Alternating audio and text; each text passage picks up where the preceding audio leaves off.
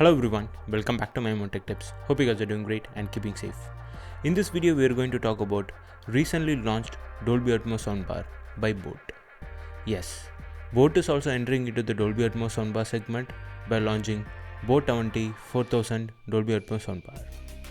In this video, we will analyze this soundbar in different categories such as speaker performance, watt and impedance, build quality, as well as sound format support.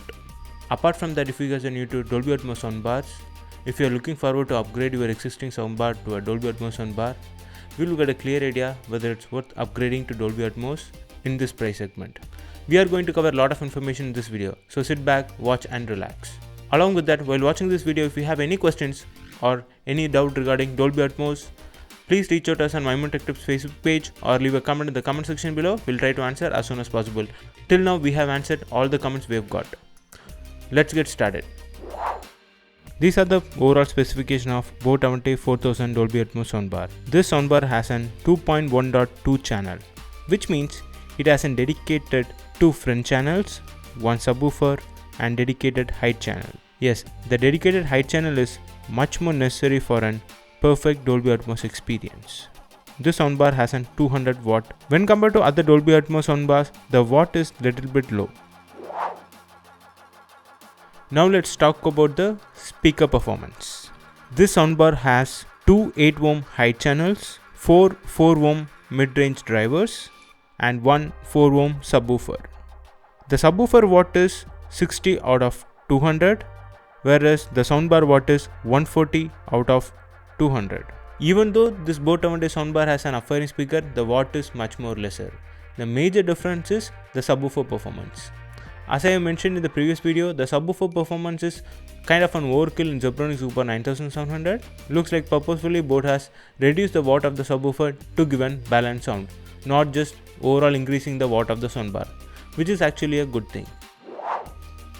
Now let's talk about the speaker performance. As we all know, this is an 200 watt soundbar which has 140 watt soundbar and 60 watt subwoofer, and this is also an 2.1.2 channel. When compared to a surround sound experience, you are going to get only one front left channel and one front right channel.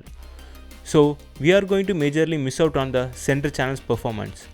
In a soundbar, the center channel is much more needed for an better voice clarity and enhanced dialogue experience.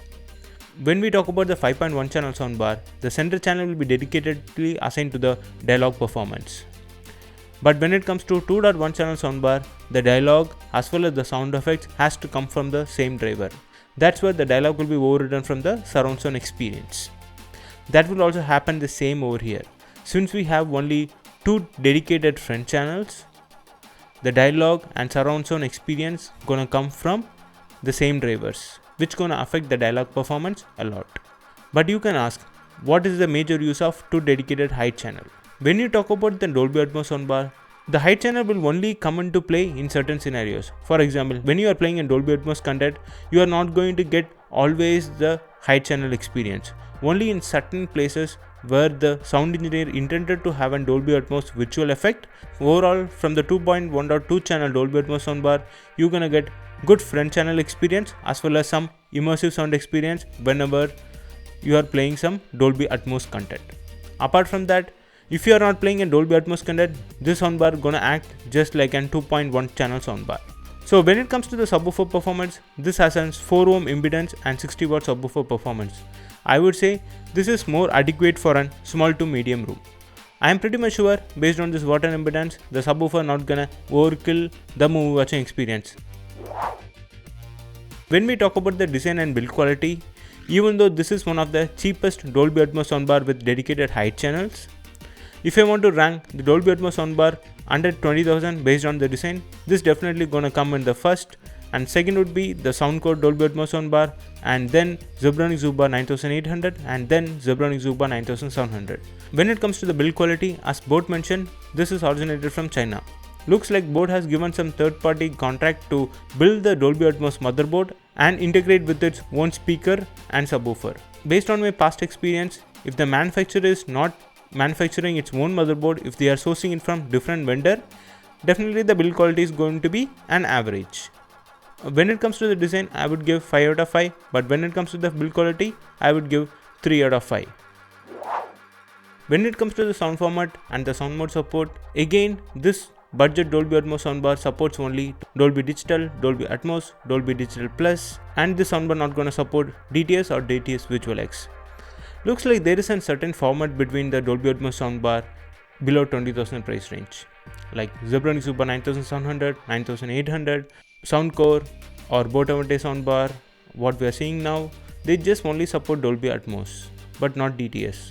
Looks like all these companies are using same Dolby Atmos amplifier board. I don't see this is kind of an healthy competition. The last point is connectivity option. This soundbar has connectivity options such as Bluetooth, aux, optical, USB, as well as HDMI input, as well as HDMI ARC. Since it's a Dolby Atmos soundbar, you can connect the soundbar via two ways.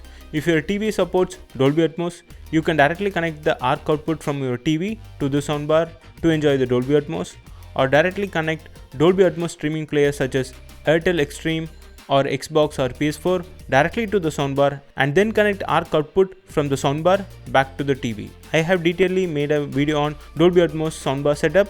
We'll give the link in the description below. Please check that out. If you are looking for a budget Dolby Atmos soundbar, one more point you have to seriously notice where you're gonna get the Dolby Atmos content. As of now, from the set-top box, you are not going to get a Dolby Atmos experience, because most of the set-top box supports only Dolby Digital and DTS. As of now, the only place where you can find Dolby Atmos content is Netflix OTT platform. Yes, even Hotstar or Amazon Prime not gonna support Dolby Atmos. One more sad part is, in Netflix also, only the 4K UHD plan gonna support Dolby Atmos. That is one point I thought of highlighting, because before buying a Dolby Atmos soundbar, you'll be able to get a clear idea. If you still have any questions related to this soundbar, please let us know in the comment section below, or reach out to us on Maimun Tech Tips Facebook page. We'll try to answer as soon as possible. We have also made a video on 2.1.2 channel Dolby Atmos versus 5.1 channel Dolby Digital soundbars. We'll give the link in the end screen. Please check that out. That's pretty much it for this video. You can watch our other videos right here. Thanks for watching. See you soon. Have a great day.